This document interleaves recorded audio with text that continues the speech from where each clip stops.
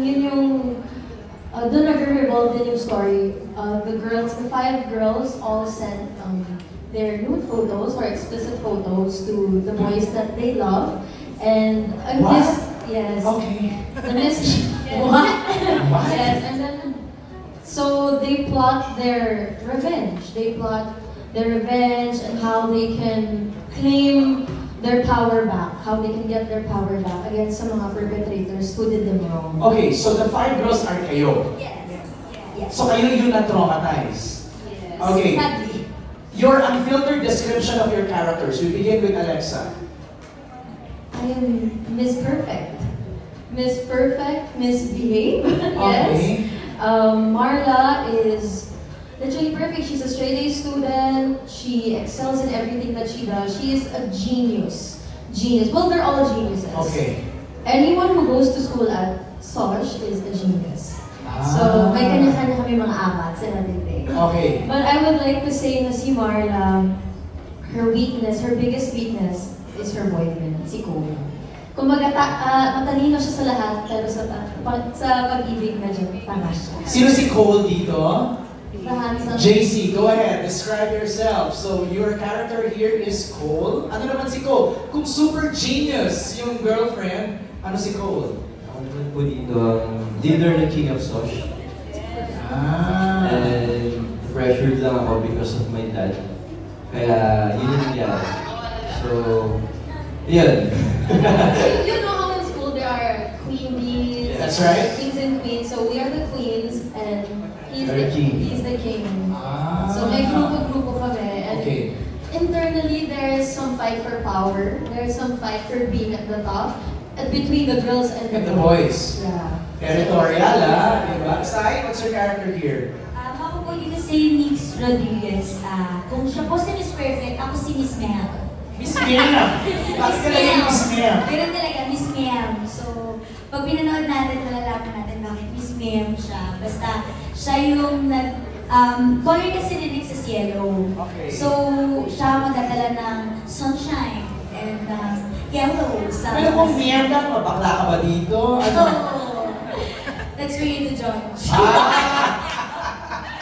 Pero parang gano'n na nga po. Parang Pero- babaeng bakla. Yeah. Ayun. And at the same time, ang forte, kung si Marla naman, Miss Perfect, siya naman ang Kebs na Miss Imperfect siya. Okay. Wala siyang pakialam sa gagawin niya, basta gagawin. Unapologetically Yes! her. Unapologetically, ma'am. Ma'am. We also have our own superpowers. Yes! Yes, kaming 5 girls. So si Marla, ang superpower niya is photographic memories. Si Nix Okay. naman, innovation, mahilig siya sa mga butik-tik, robotics. So, ganun siya ka... So yung mga geek, Yes, hindi pagka talagang... geek talaga. Kanya-kanya in our Kung own meron way. siyang Cole, sino sa'yo? Of course, my very pogi. And special, yes. Ang pangalan naman niya ay Raven. Go ahead. Hello po, ako po sa series, ako naman po si Anthony Pedron, pero Ant po yung nickname ko, ako po yung boyfriend. Next, part ako ng Kings of Sosh, yung mga, kumbaga, alpha male ng school. Okay. May secret ka daw dito, no? Hindi ako pwedeng i-reveal. Paano? Parang may secret daw dito si Ant. Ayan. Next, Rain, your character here. Ayun, yung superpower ko naman, or more of my intelligence, is chemistry. Mahilig siya mag-potions. So my character's name is Isabel Talakian, which is siya yung gusto magpatumba ng lahat ng kalalakihan sa aking likod. So, she really wants, she doesn't have ethics, she doesn't have values, but she has a point every time she speaks. Nakakatawa yung she doesn't have ethics, she doesn't have values. Yes. Pero meron siya point. And did you say word potion? Yes, mahilig ako sa chemistry. So I make like weird potions for them to, I don't know, we'll see. You have to watch it to understand. Mga gayu-gayuma, ganyan. Yes, my Wow. color is purple and my puro siya mata. She barely moves her face. And yeah, she speaks facts. Oh, so sino naman sa'yo kung merong Cole at Ant? Pwede ba pong isagutin? Ay, hindi ba pwede? I don't think I can. Sige, sige. I don't know if I can.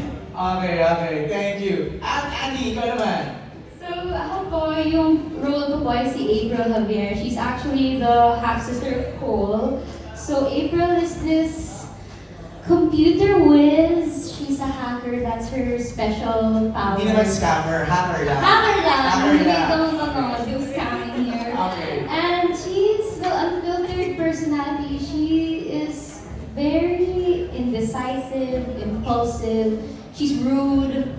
She doesn't, hindi siya maayos makitungo sa mga tao. She's anti-social. But honestly, beyond that, is a girl who just wants to be loved. That's kind of, opposite, ironic antisocial pero nasa group. Yes, and you know paano kami Okay. naging isang group. Yun ang ma-unravel dito. Rans, ikaw naman. Ayan, ako naman dito si Daphne Baltimore. Si Daphne Baltimore, best friend siya ni Marla. And she's strong and very honest. Ganun siya magsalita. Tapos, very ambitious talaga siya. Kinakahiya niya actually yung pagiging mahirap. Yeah. Siya lang kasi she yung was mahirap. poor. Yeah. Siya yung scholar siya, kaya siya nandito sa SOSH. Pero hindi siya mayaman, lahat sila mayaman. Ako lang yung mahirap. So, Oh. kinakahiya ko yung pagiging mahirap ko. And somehow, parang medyo, mag-best friend kami, pero medyo Marlo wannabe siya. Parang gano'n. What's your superpower? Okay, meron naman.